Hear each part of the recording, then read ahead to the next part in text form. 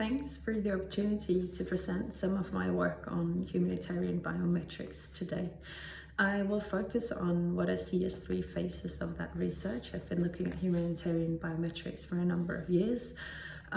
Initially, I looked at individual case studies, so specifically UNHCR's use of iris recognition technology to register refugees in Pakistan who wanted to go back to Afghanistan.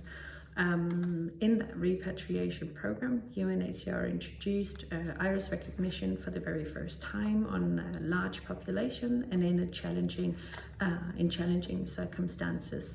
The idea was that this system could help make sure that only one assistance package was given to each person from making the journey back to Afghanistan, because if that person would claim assistance again, the system would recognize that those irises had been seen before.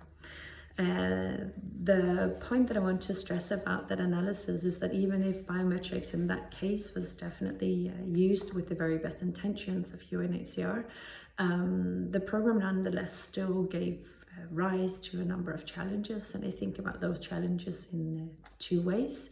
So there's risks that stem from failures of the technology to correctly match the irises that have been produced to make a good image in the first place, etc., etc. And then there are risks that emerged from the successful capture of refugees' irises, but then related to how best to secure that data subsequently in databases that were safe from access by actors who would not necessarily have refugee safety as their priority, which it of course is for UNHCR.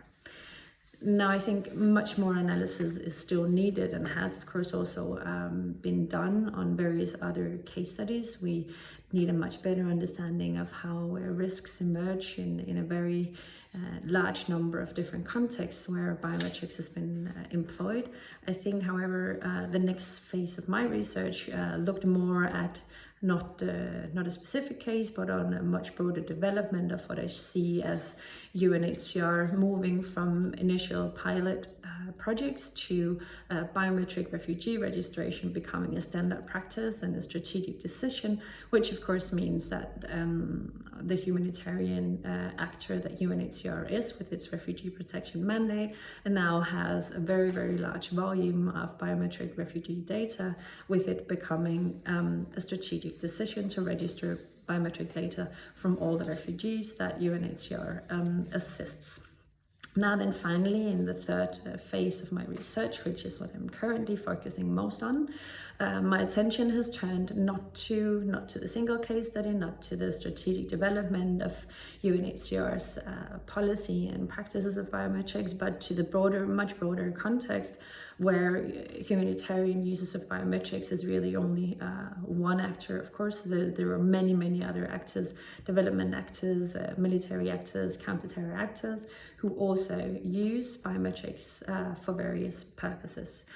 And to sort of to approach that multiplicity of actors using biometrics, I zoom in again on Afghanistan, but also on Somalia as two cases where a number of different actors have collected and stored and shared biometric data from numerous individuals.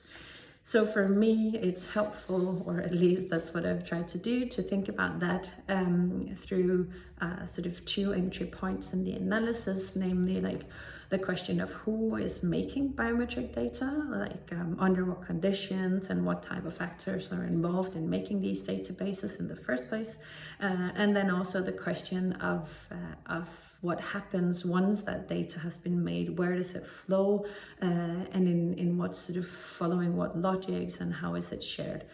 And I think for the second one, I don't have much time left, so I'd love to go into detail, but we'll do that another time, I hope.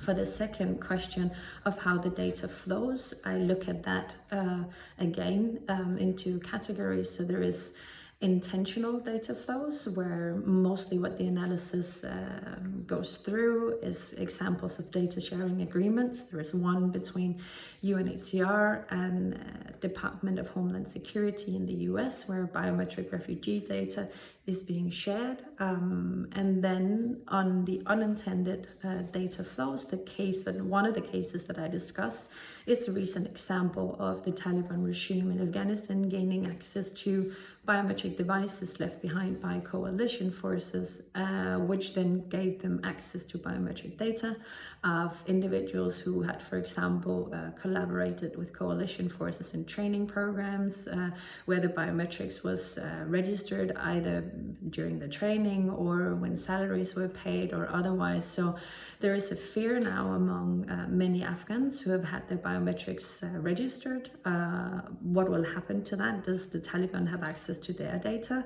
And I think we have to take that fear seriously, and also find ways, as we think about the future of humanitarian biometrics and biometrics in intervention contexts more broadly, to make sure that we learn from this, not keeping it as an exclusive Afghanistan lesson learned, but more broadly, how do we learn on biometrics in terms of making sure that when it's collected, stored and shared, that it doesn't unintentionally jeopardize the safety of individuals whom it's meant to protect.